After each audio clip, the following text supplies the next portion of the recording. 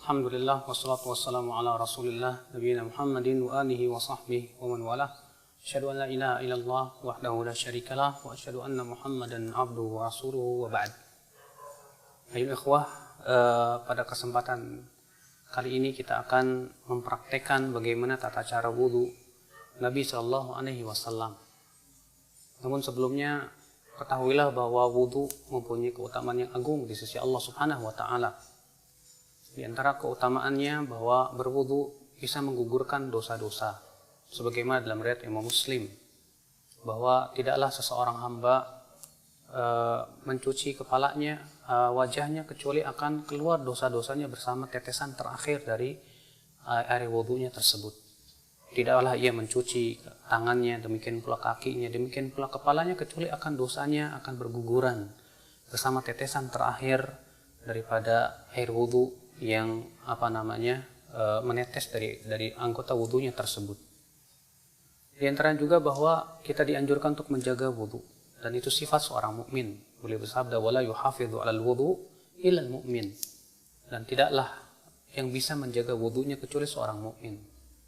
Dan sudah kita ketahui bahwa wudu adalah syarat sahnya salat. Berarti betapa pentingnya kita belajar tentang bagaimana tata cara wudu Nabi Shallallahu Alaihi Wasallam. Berikut ini kita akan mempraktekkan bagaimana wudu Nabi Shallallahu Alaihi Wasallam dengan menggunakan keran yang insya Allah kita akan berburu darinya. Dan perlu kita ketahui bahwa Nabi Shallallahu Alaihi Wasallam tidak suka berlebih-lebihan dalam menggunakan air. Beliau bersabda, iyyakum wal israf, jauhi oleh kamu berlebih-lebihan. Wa in kunta ala nahri jarin, walaupun kamu di air sungai yang mengalir. Dan sebutkan dalam hadis riwayat Abu Daud adalah Rasulullah SAW berwudu dengan satu mud saja.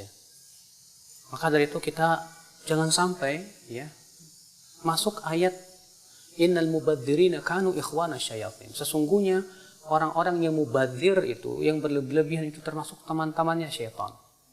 Kadang kita lihat ada orang yang berwudu, ternyata dibuka kerannya besar-besar, sehingga akhirnya dia menggunakan air secara berlebihan. Dan itu sendiri termasuk dosa.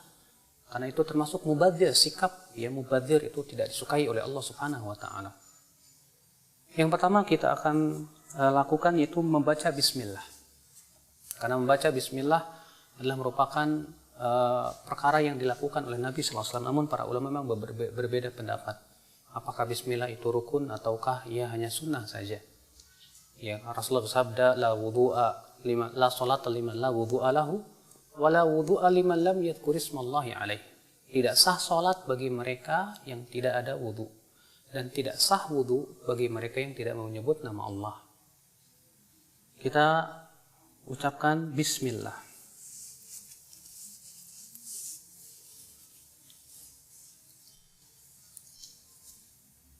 Bismillah, kemudian kita cuci tangan kita 3 kali. Karena Nabi Shallallahu Alaihi Wasallam mencuci tangannya 3 kali, sebagaimana dalam hadis Utsman, hadis Abdullah bin Zaid. Kemudian setelah itu kita berkumur-kumur 3 kali.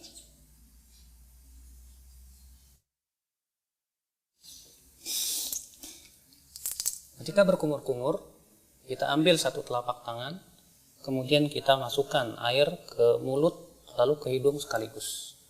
Lalu kita keluarkan dengan tangan kiri kita.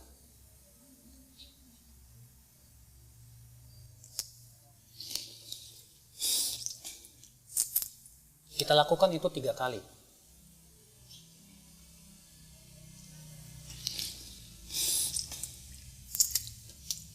Setelah itu kita akan mencuci wajah.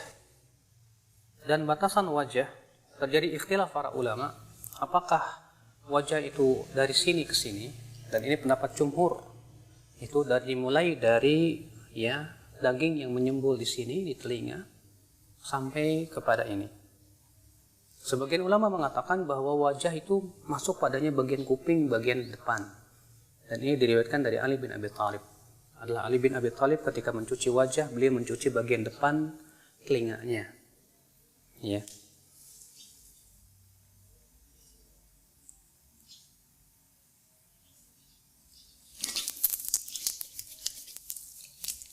Dan dalam riwayat Ibnu Abbas adalah Ibnu Abbas ketika mengambil air dari telapak kanannya, beliau iringkan dengan telapak kirinya, kemudian beliau mengusap atau mencuci wajahnya. Kemudian dilakukan itu 3 kali.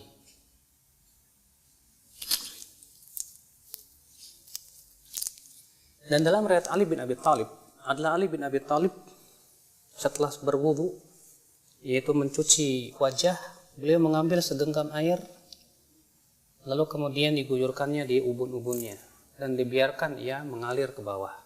Dan ini termasuk sunnah Nabi SAW yang banyak ditinggalkan oleh manusia. Kemudian setelah itu kita mencuci tangan sampai siku-siku juga. Kita ambil dengan tangan kanan, lalu kemudian kita cuci sampai siku-siku. Dan jangan lupa untuk menyela-nyelai tangan, karena Nabi SAW memerintahkan untuk menyela-nyelai jari jemari tangan dan jari jemari kaki. Dan kita lakukan ini juga 3 kali.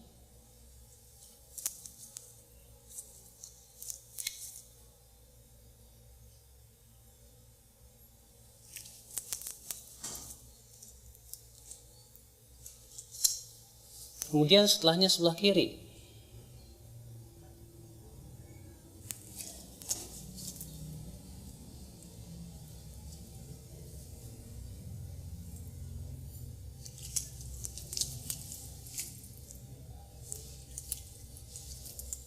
Setelah kita mencuci tangan, maka kita ambil air segenggam, kemudian kita mengusap kepala kita.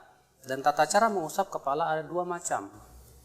Yang pertama yaitu mengusap dari arah depan, kemudian kita seret sampai ke tengkuk, kemudian kita kembalikan lagi ke depan. Begini. Kemudian kita kembalikan lagi ke depan. Lalu kemudian kita masukkan jari kita ke dalam telinga, lalu kita usap bagian belakangnya. Seperti ini. Karena Rasulullah mengatakan al-udhunan minar ra's. 2 telinga itu bagian daripada kepala. Jadi ini cara yang pertama, itu dari arah depan. Kita kemudian tarik ke mana? Ke tengkuk. Kemudian kita kembalikan lagi ke bawah, ke depan.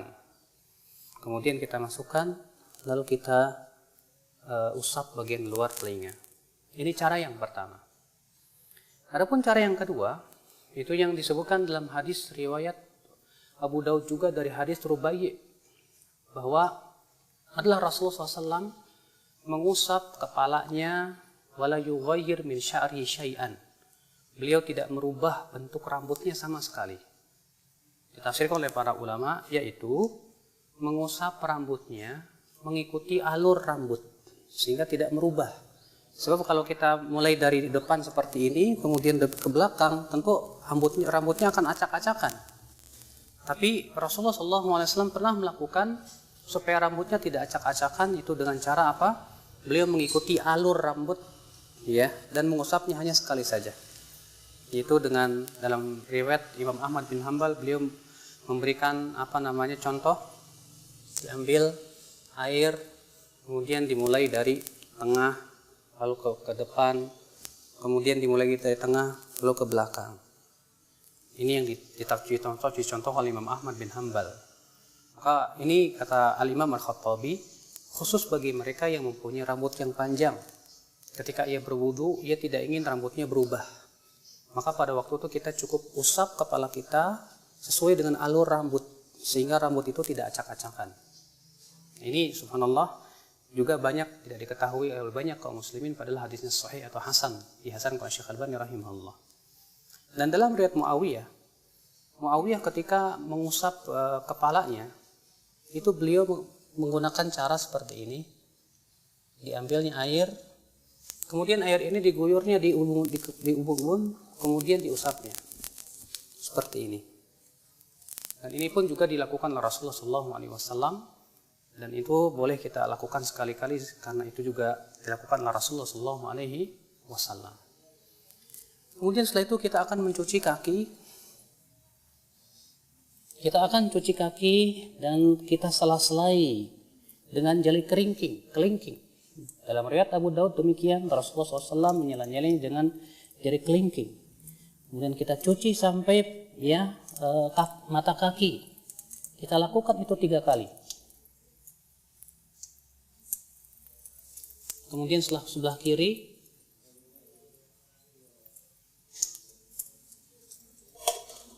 kita lakukan itu 3 kali.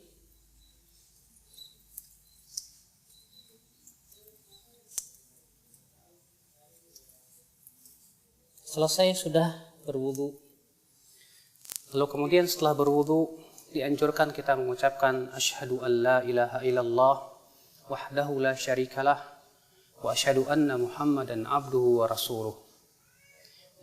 Bisa ditambahkan Allahumma ja'alni minat tawwabin wa ja'alni minal mutatahhirin. Dan disebutkan dalam riwayat Tirmidzi, Rasulullah SAW juga mengajarkan doa lain. Ya, setelah wudu, yaitu subhanakallahumma bihamdik asyhadu an la ilaha illa anta astaghfiruka wa atubu ilaik. Rasulullah, siapa yang membaca ini setelah wudunya, maka akan distempel dan tidak akan pecah selama-lamanya sampai hari kiamat. Subhanallah. Rasulullah mengatakan, siapa yang mengucapkan setelah wudunya asyhadu an la ilaha illallah wahdahu la syarikalah wa asyhadu anna Muhammadan abduhu wa rasuluh, maka akan dibukakan untuk dia 8 pintu surga. Dia bisa masuki 8 pintu surga itu dari pintu mana saja dia masuk. Masya Allah. Lalu kemudian disunahkan kita untuk sholat 2 rakaat. Disebutkan dalam hadis Bilal, Rasulullah bersabda, ya Bilal, bima sabaktani ilal jannah, dengan apa engkau mendahuliku ke dalam surga. Kata Bilal, wahai Rasulullah, tidaklah aku berhadas kecuali aku sholat 2 rakaat. Kata Rasulullah, dengan 2 itu kamu masuk surga. Subhanallah. Ini keutamaan yang agung ya akhul Islam. Semoga ini memberikan faidah untuk kita semua tentang bagaimana tata cara wudu Nabi SAW. Ini saja. Subhanakallah bihamdik. Asyhadu an la ilaha illa anta astaghfiruka wa atubu ilaik. Wassalamualaikum warahmatullahi wabarakatuh.